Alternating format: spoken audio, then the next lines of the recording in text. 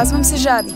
След като завърших едногодишния курс за куче-водач, се запознах с Бена, новия ми и постоянен стопанин.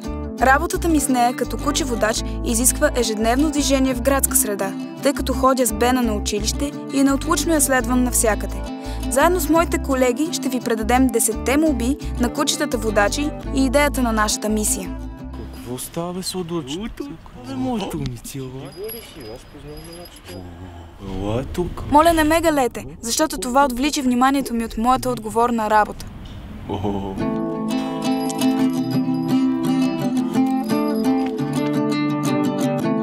Казвам се Бена, на 21 години съм. Това е моето кученце, тя се казва Жади, тя е на 3 години. С бастун само когато вървя много бавно и съм много неуверена в себе си. Единственото решение беше да си взема куче-водач. На мен много ми хареса Жади и така тайничко си мечтаех точно това куче да е моето куче-водач. И така и стана. Не си го и помислях да тръгна сама, а сега с нея съм много уверена и съм спокойна. След като завърша училище, смятам да се занимавам с музика. С косите ми обичам да играеш и с пръсти да ги рошиш като вятър. По топлата им ласка да гадая на твоята усмивка светлината.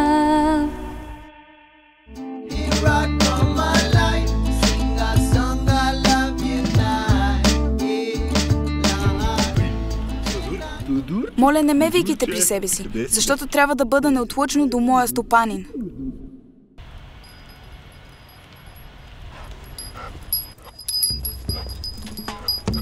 Здравейте, аз съм Грима, а това е моята стопанка Райна.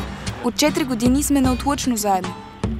Внимавай, стълби! Да, благодаря, почти си знае работа. Окей. Моля, помагайте ми само чрез говор, защото вашето докосване ме обърква. Здравейте, казвам се Райна. Това е моето куче-водач Грима. Аз съм студентка в УНСС, уча икономика на съобщенията. Записвам своите лекции с лаптоп. Имам инсталиран на него един софтуер, който чете абсолютно всичко, което е на екрана. Така, записвам лекциите и след това, като се прибера вкъщи, си ги прочитам с този софтуер. С Грима ходим почти всеки ден на лекции, минаваме през всички препятствия без проблем и намираме всички зали, които са ни необходими. Живота преди да срещна Грима ми беше много труден, тъй като изпитвах много трудности от това да се движа сама из толкова трудната градска среда. Откакто съм с нея, се чувствам много по-независима и общо взето живота ми с нея е невероятен. На зрителите мога да пожелая да бъдат по-добри и да посрещат трудностите в живота с усмивка.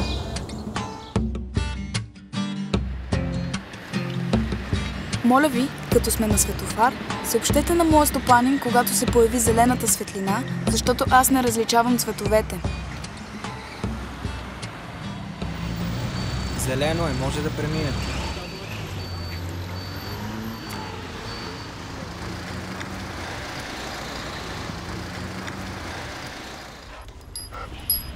Здравейте, аз съм Жан. Заедно с стопанинът ми Панчо отиваме към студиото, в което той работи. По пътя си често срещаме различни препятствия, като например това. Моля ви, спазвайте правилника за движение, за да не застрашавате нас, а и самите себе си.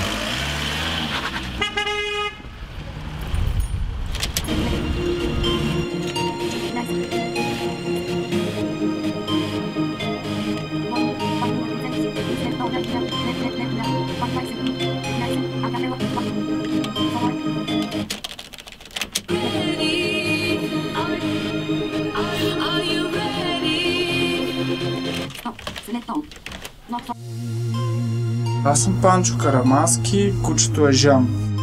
Аз съм на 20 години, занимавам се с активно диджейство, основно с хаус музика и работя през останалото време в студиото си, което е иновация за хората с зрителни увреждания в България и малко разпространено по Европа и света. Почнах да правя студио преди да знам точно как ще работя в него и какво ще го правя, но се оказа, че когато имаш идея, когато имаш желание, те нещата се подреждат според твоите желания и поне така се случва на мен. И за мен това е магията на вярата и решителността, защото с вяра много неща не се постигат, трябва и решителност в действията и много информация. Масово хората не се развиват поради липсата си на информация. Основно хората с зрителни увреждания могат да кажат. И биват подценявани, разбира се. Това пък е другия момент. Кучето е заедно с мен навсякъде, освен по клубовете, защото не искам да го подлагам на силния шум, пък никой не ми е длъжен да осигурява помещение, в което той да престоява, докато аз работя. Посланието ми към всички хора, не само към незрящите, да вярват в това, което искат да постигнат, но да не си остават само с вярата. Без действие, без решителност нищо няма да се получи.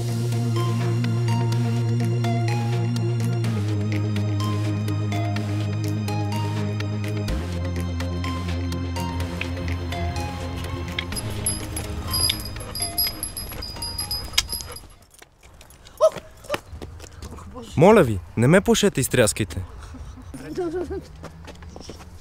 Моля ви се, бе, госпожа!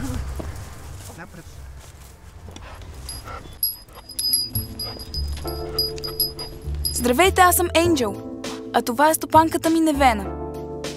Моля да ни кажете кой номер трамвай идва, защото аз не мога да чета.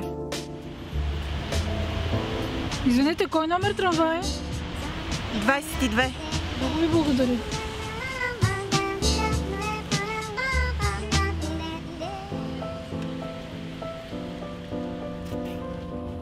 Казвам се Невена Трайкова. Съм ползвател на куче водач с име Енджел. Ползвам нейните услуги от 2 години. Срещата беше много спонтанна. Тя просто ме избра за определени минути. Веднага сама дойде без да знае, че е определена за мене. След единия месец разбрах, че това е нещо, което ми осмисля живота и че мога да разчитам без никакви съмнения за нейната помощ. Завършил съм рехабилитация, но с течение това, че съм загубила зрение, просто най-добрият вариант беше да работя като масажист. 30 години работя в социално заведение в дом за стари хора. През тези 30 години винаги съм разчитала с някой да се придвижвам, тъй като живея в единия край на София и работя в другия. Откакто съм с нея, винаги съм по-забележима по улиците, по-забележима в транспорта, винаги някой се е притичал, ако имам нещо нужда от помощ, дори да ми се помогне. Не винаги можеш да намериш човек, когато ти е необходим, с каквото може да ти е в помощ, докато кучето винаги можеш да разчиташ по всяко време на денонощието. И дано има много по-сърцати хора, помагат на фондацията, за да може наистина това училище да просъществува и да могат много повече незрящи да ползват такива кучета.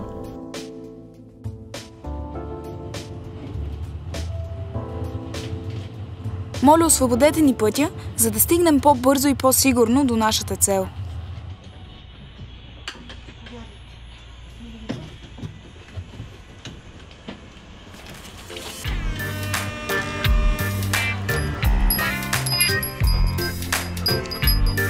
Здравейте, казвам се Енигма. Заедно с моя стопанин Цветан отиваме да се разхождаме. Моля, задръжте при себе си вашия домашен любимец, защото когато съм на работа, нямам време за игри.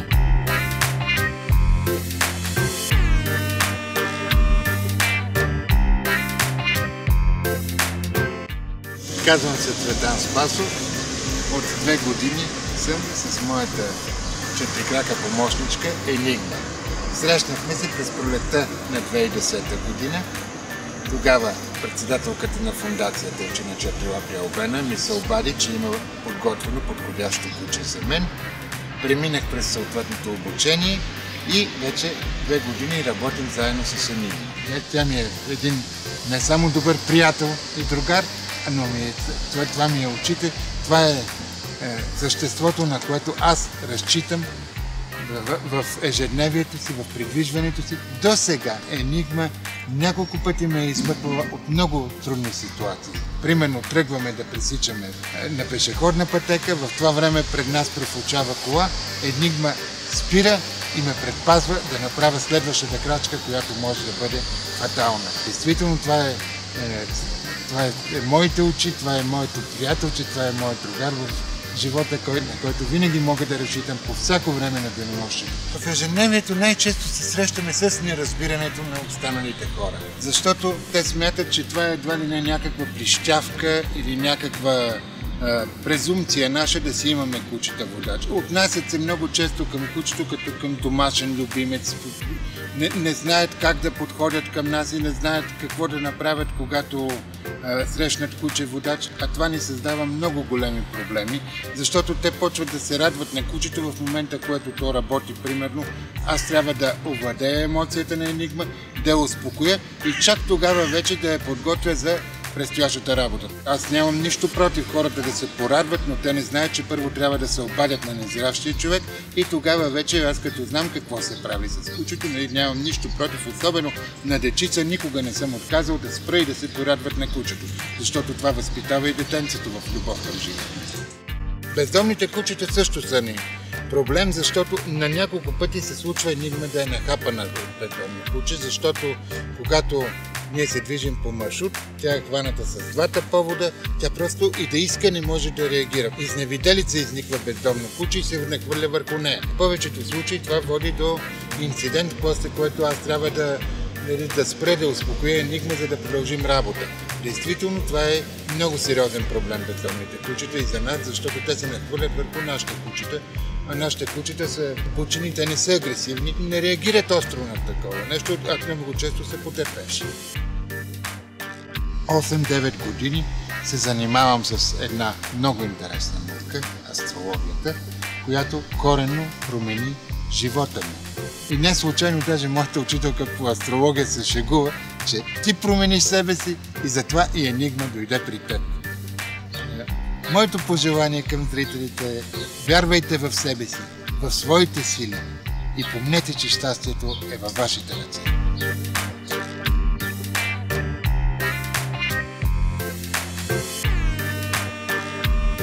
Моля, не се плашете от мен. Можете да ме познаете по специалния повод, който нося на гърба си.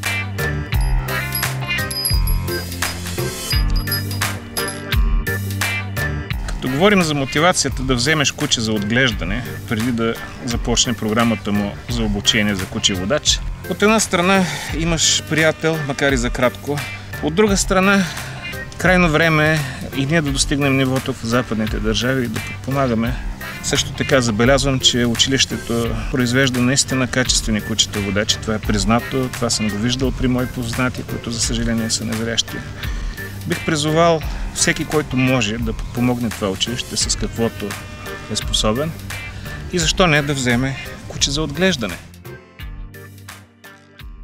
Тези кучета се подготвят за мисията си в продължение на 2 години. Да живеят и да работят за своите слепи стопани 24 часа в денонощието.